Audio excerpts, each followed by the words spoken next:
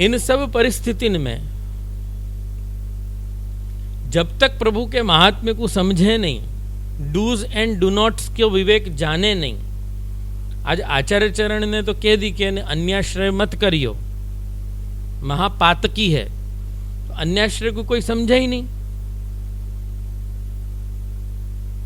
अन्याश्रय किस प्रकार से होवे और अन्याश्रय किस प्रकार से नहीं होवे, क्योंकि अन्याश्रय और आश्रय ये है ना मानसिक विषय में, हमेशा ये बात कहूं, शारीरिक विषय नहीं है। मन में क्या चल रहा है वो जरूरी है, बाकी क्रियाएं तो ठीक है। समझ में आया ना? तो डूज एंड डू नॉट्स जो है, प्रवृत्ति या निवृत्ति जो है, वो एकतांता है ना, शरीर से भी सिद्ध नहीं होगी। वो तुम्हारी चित्तवृत्ति होनी चाहिए।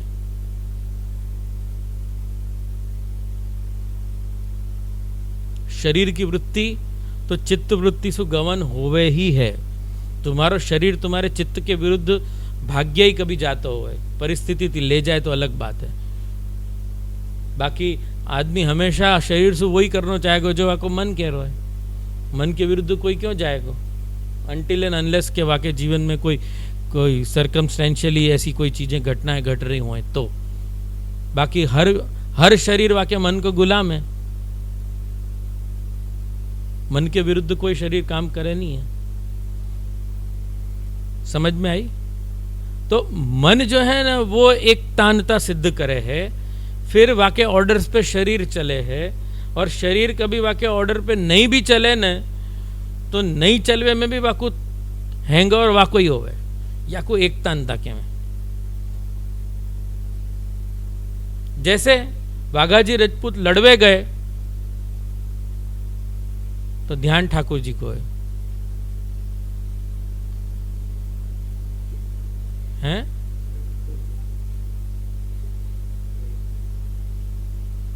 अब शरीर जो है, हाथ में शस्त्र है। राजा आस्करन जी लड़वे गए, यहां कड़ी ढूल जा रही है ठाकुर जी की, और या से ज्यादा क्या हैंगओवर क्या में। अब तुमको के एकतान एवी भक्ति क्यारे थाय कि जारे हमारे ત્યાં भी एमने मानसी सिद्ध जाए, कड़ी ढोड़ाई जाए। अरे भाई उनकी प्रॉब्लम थी या वो लड़वे गए, तुमको प्रॉब्लम नहीं है, तुम बैठे बैठे घर में कड़ी भोग धरो ने। तुम ये क्यों चाह रहे कि हम भी एक दिन लड़वे जावे और लड़वे जावे तब हमारे यहाँ कड़ी ढुल जावे, बस हमारे घोड़ा पे कड़ी ढुल जावे। क्यों पर? ये कोई आवश्यक थोड़ी है। ये कोई फिल्म स्टार की कॉपी थोड़ी करनी है। गजनी जैसे हेयर स्टाइल तो 10 महीना तक लोगन यंगस्टर्स ने गजनी जैसी स्टाइल कर ली। जो आवश्यक नहीं वो नहीं करेंगे। और वो वाघाजी राजपूत के ठाकुर जी तो है ना पाछे पाग में बंद के लड़ाई में भी चले जाते थे। तो इन 84 वैष्णव को फॉलो करोगे तो ठाकुर जी दो लपड़ मार के बिठा देंगे कि है मेरे को तो लड़ाई करवे लेके गयो। समझ में आई ना बात? एकतानता हैंगओवर याकू कहवे। समझ में आयो? क्योंकि देखो आज पेड सर्वेंट हुए मुखिया भीतरिया, वो पूरा शरीर 24 घंटा ठाकुर जी में लगाते हुए, अपने जितना भी नहीं लगाते हुए, तो सार क्या निकलो? Is equal to their salary. हो गई बात खत्म। और 6 महीना तक गुसाई जी ने विरह कियो, सार क्या निकलो? विज्ञप्ति। सार क्या निकलो? गुसाई जी ने एक भी दिन ऐसो नहीं निकालो जा दिन श्रीनाथ जी को पत्र बाँचे और घोट के पियो नहीं, आरोग्यो नहीं।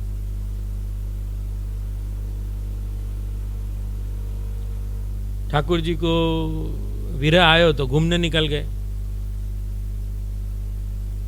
ना हमणा तो ठाकुर जी बिराजवान ज नहीं, अपने निकली जाइए, अपने आम जाइए।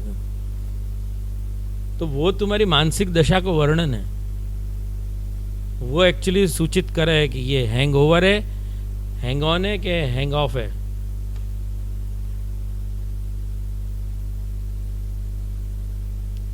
समझ में आई? तो एकतांता को मतलब ये मत समझ लीजो कि बहुत मिरेक्युलसली और मैं बहुत एम्फेटिकली ये समझा रहा हूँ कि 24 घंटा ठाकुर जी की सेवा में रहो।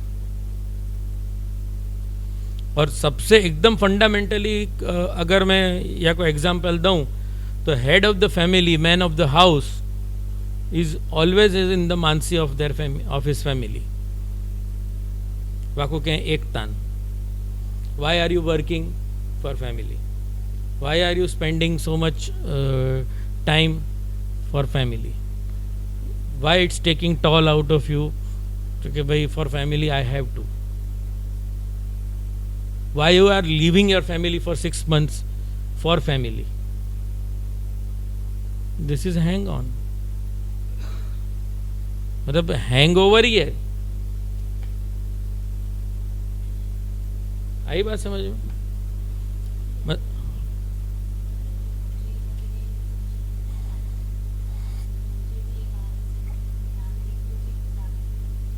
जो नागरिको चित्त गागरी में।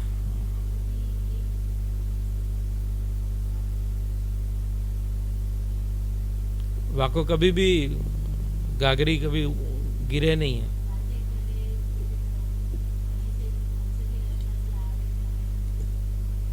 बहुत प्रसिद्ध उक्ति है ये, बराबर है।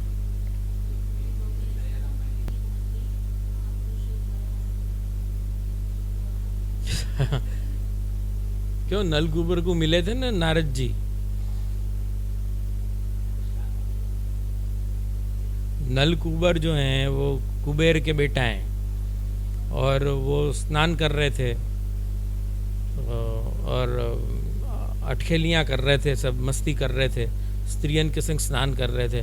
नलकुबर को तो सब कुछ प्राप्य है, कुबेर के बेटा हैं तो नारद जी सामने सुझा रहे थे। नारद जी तो कोई लेनो देनो नहीं था, पर भयो यो के चलो कोई को ध्यान नहीं है तो कदाच नारद जी कोपायमान नहीं होते, पर उनके संग जो स्त्रियां थी नलकुबर के संग, वो स्त्रियां नारद जी को देख करके एकदम छुप गई, मतलब मर्यादा में आ गई कि अरे नारद जी जैसे पधारने। पर ये इतने घमंड में थे, ये इतने अपने वामे रहे अहंकार में कि हिले ही नहीं, और नग्न अवस्था में थे। ऐसा कुछ है ना, नग्न अवस्था में थे। हाँ, नग्न अवस्था में जल क्रीड़ा भी निषेध है। यासु वो नारद जी ने फिर श्राप दियो, पर वो श्राप उनके लिए उद्धारक श्राप हो गयो। मतलब महापुरुषन को, हाँ, महापुरुषन को गुस्सा भी जो है वो काम कर जाए। यासु वो बात कह रहे हैं।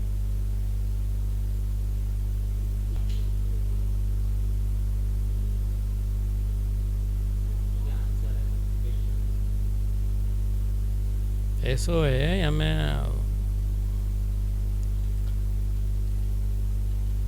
बात यहां से शुरू होती है इसमें कि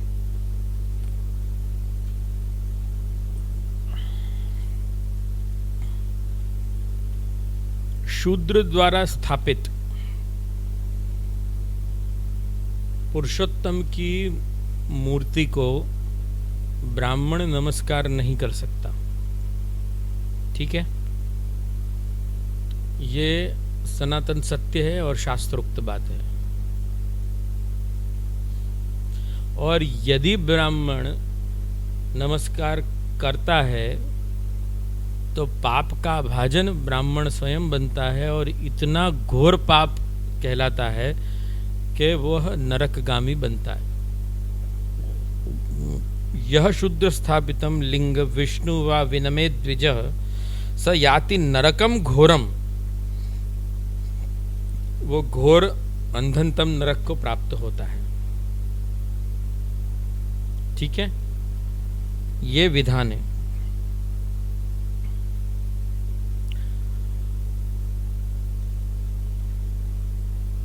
अब इसको कुरेद के देखो तो पता चलेगी कि शूद्र द्वारा स्थापित और ब्राह्मण द्वारा स्थापित में अंतर क्या आ गया भाई? तो अंतर ये आया कि भाई कि शूद्र को मंत्रों का ज्ञान न होने के कारण विचित्र ढंग से अमांत्रिक प्रयोग करते हुए उसने अविधिपूर्वक मूर्ति प्रतिष्ठा कर डाली।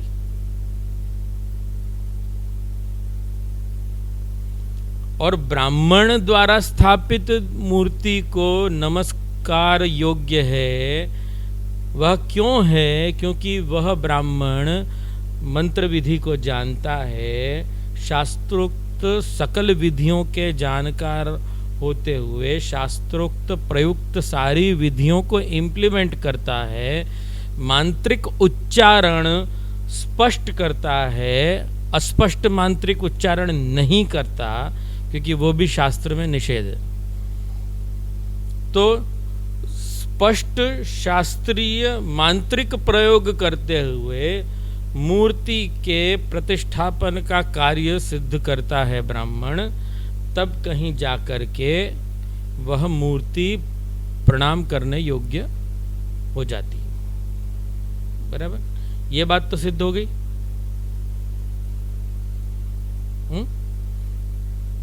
अब ये एक एंगल कि भाई मंत्र तो आता ही है, मंत्र आया इतने पुरुषोत्तम हटे।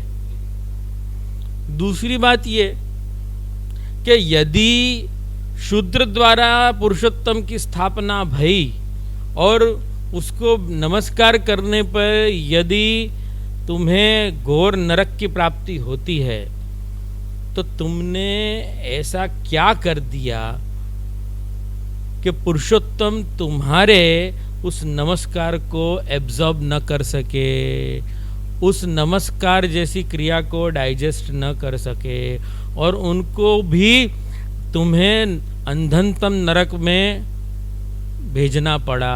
ये पुरुषोत्तम का स्वभाव नहीं है।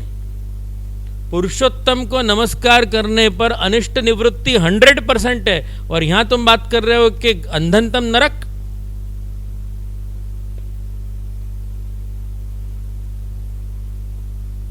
छोटी मोटी बात हो तो ठीक है, नमस्कार कर 2 कोड़े पड़ेंगे, 2 झापड़ पड़ेंगे। नरक,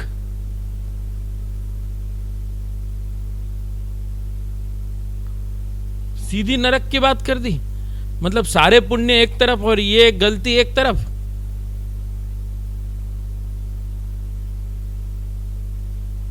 पुरुषोत्तम ऐसा कभी नहीं कर सकता है। गुसाई जी का कहना ये है,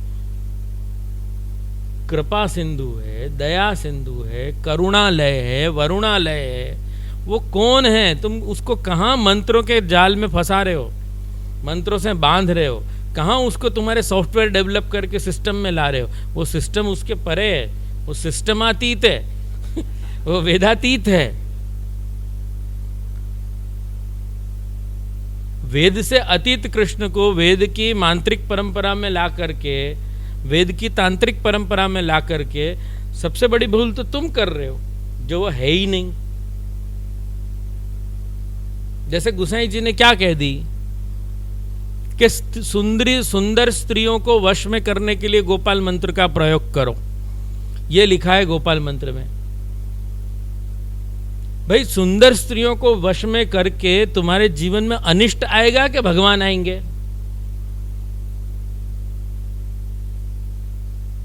बताओ मेरे को। और सुंदर स्त्रियों को वश करने का कनेक्शन भगवान से कहां है, कौन सी जगह पे है? बताओ मेरे को। स्त्री की गुलामी कर रहे हो तो, स्त्रैण जिसको बोलते हैं संस्कृत में। राजा दशरथ को गाली दी गई थी, स्त्रैण है तू, पत्नी का गुलाम है। स्त्री के गुलाम को संस्कृत में स्त्रैण कहते हैं, क्योंकि कई के मान करके भेज दिया ना राम को वनवास। तो रामायण का वाक्य है ये। तो क्या कह रहा था मैं?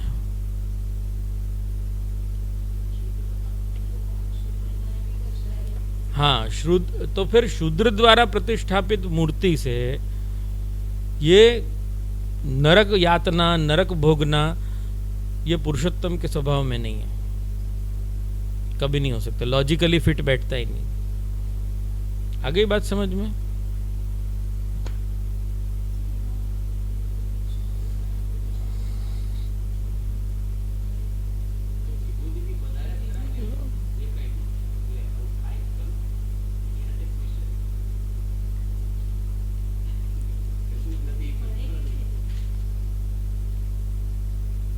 एक વાત સમજો,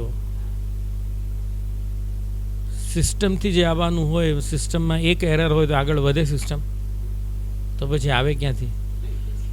પણ ધારો કે આજના જમાનામાં જેમ બધા મંદિરોમાં ચાલે છે,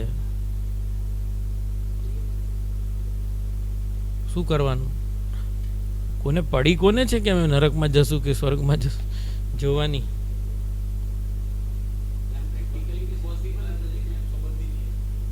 कोई लेना देना ही नहीं ना।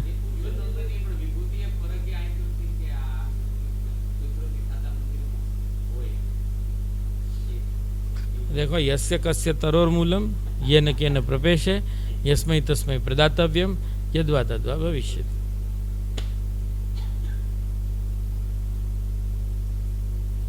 जब जब जो जो होना है तब तब सो सो होता है। उसमें तुम अपनी सेटिंग कर लो तो ठीक है, सेटिंग नहीं भाई तो ठीक है।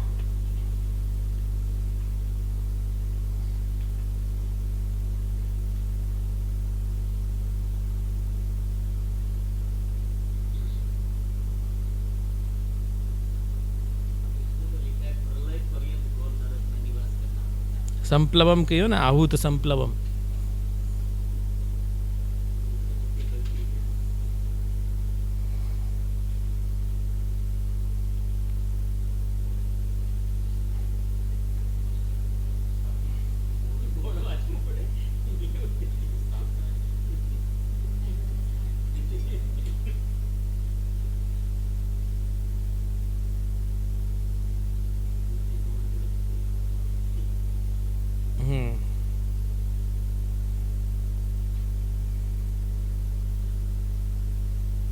एक है ना, रविंद्र बाबू करके हो गए, उन्होंने वो अपनी कविता में बड़े भक्ति मार्गीय थे, वो कविता में लिखे हैं कि भगवान, मैं एक दिन जो है वो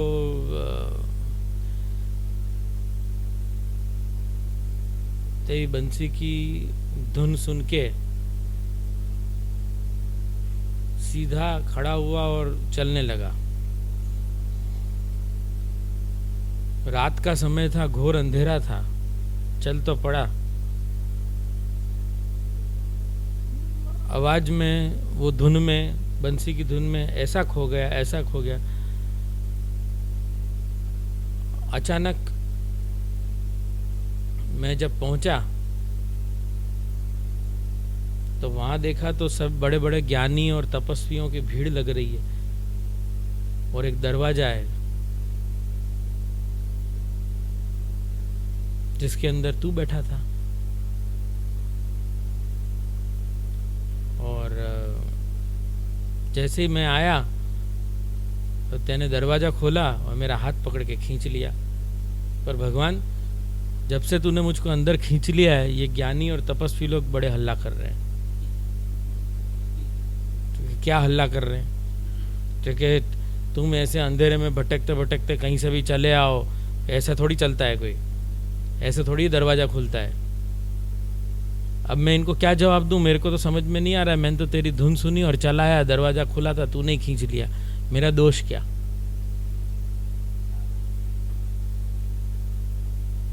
अब ज्ञानी तपस्वी फोकट में ही उछल रहे हैं और फोकट में अपने अपने क्लेम कर रहे हैं।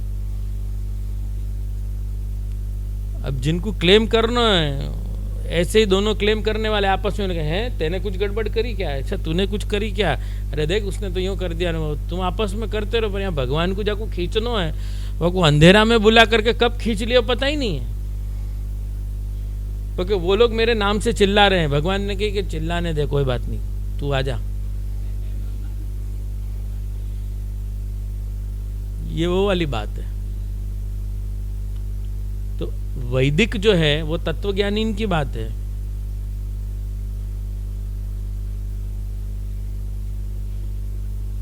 तत्वज्ञानी आज भी दरवाजा पे बैठे बैठे तप ही कर रहे हैं। अब भगवान को मिलना हो तो मिल भी लेंगे, क्योंकि वो उनके पास मार्ग है। दान लीला में जब ब्रज भक्त जो कह रही हैं, वाको अलौकिकरण क्या है, यह मार्ग हम नित गई, कबहु सुनियो नहीं कान। मतलब क्या, ये पंक्ति को अलौकिक अर्थ क्या है?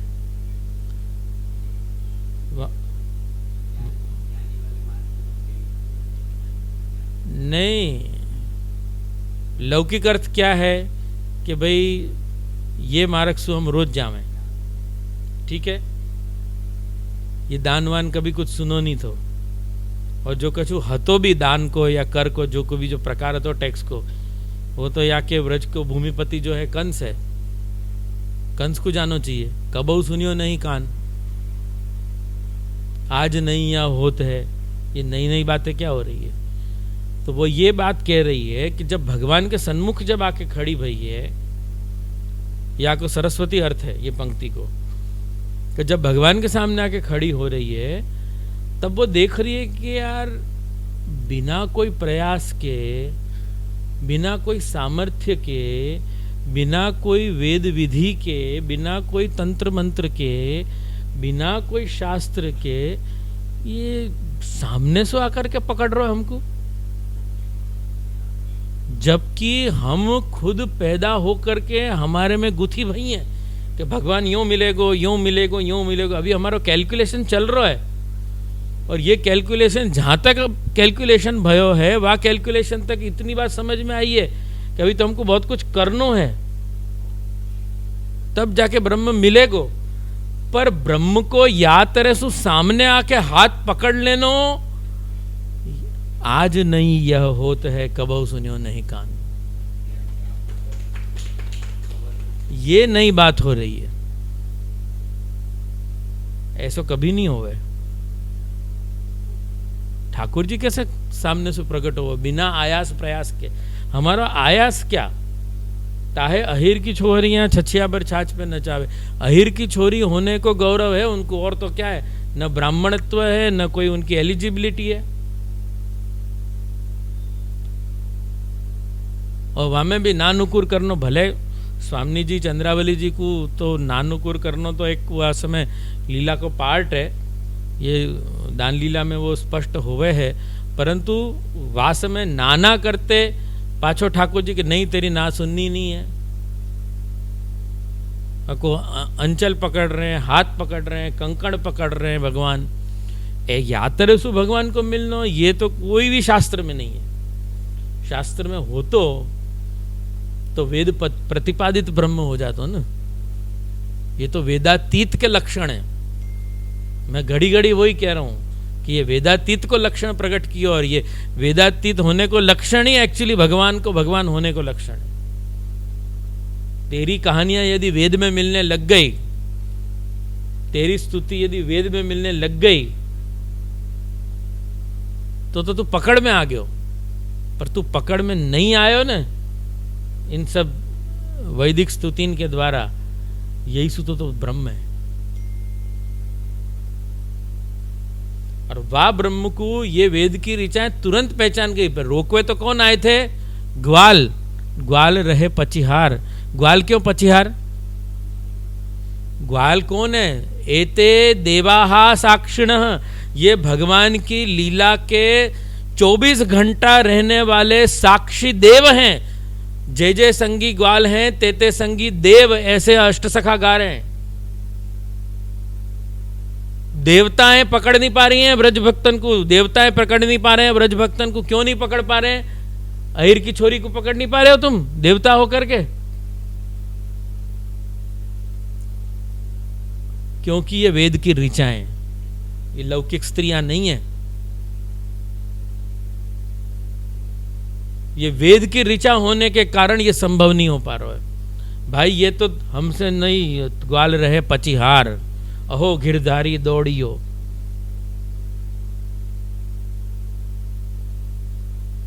वहां से फिर गिरधर को बुलाना पड़ो।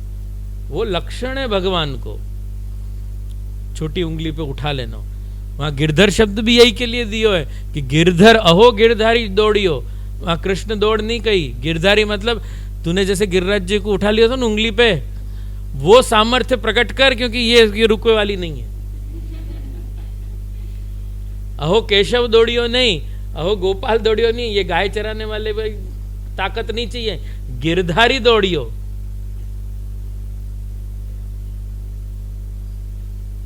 समझ में आई बात? ये ब्रह्मत्व है।